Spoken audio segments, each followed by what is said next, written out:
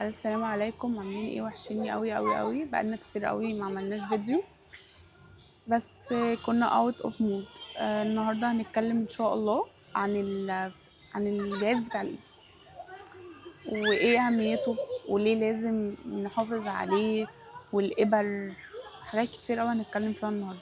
الحاجات اللي احنا هنتكلم فيها النهارده، اول حاجه ان الايد اللي فيها الجهاز ما بنشيلش بيها حاجه تقيله، ما بنسندش عليها، ما بنقيسش ضغط، ما بنسحبش منها تحاليل، ما نحطش فيها كانولا، علشان كل ده بيضعف الأوردة بتاعة الإيد. قلنا ان هي ايه، ما نسندش عليها، ما نركبش فيها كانولا، ما نقيسش ضغط، ما نشيلش اي حاجه تقيله، لانه طبعا اللي انت اصلا الايد دي مش موجوده، لان احنا لو استخدمنا بنضعف الأوردة وبنضعفها، ممكن العملية تبوظ في أي وقت.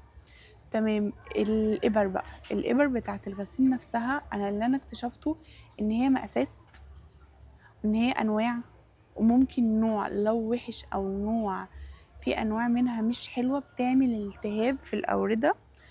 الالتهاب ده انت ممكن يدمر ايدك اصلا. ممكن شكة ابرة من الابر بتاعة الغسيل لو دخلت في وريد غلط او دخلت غلط، هي ممكن اصلا تلخبط الدنيا وتدمر الدنيا نهائي في الايد، ويجيلك التهابات وتعالج، وممكن اصلا العملية تقف وتدخل في موال جامد جدا. فانا بنصح ان اي حد بيغسل كلى يخلي باله من الفستولة، ويخلي باله من الابر اللي بتتحط، علشان ممكن ما يحصلش اي مشكله ويحصل اي عدوى في الايد، ويحصل التهابات داخليه وتخش في موال انت اصلا غنى عنه. هنخلي بالنا، نخلي التمريض لما يجي يركب، قبل ما يجي يركب يعقم ايدك كويس جدا جدا جدا جدا جدا، لان ممكن يعني مش معقم ايدك كويس وتشكت، يحصل التهابات، يحصل خراج، يحصل اي حاجه فيها.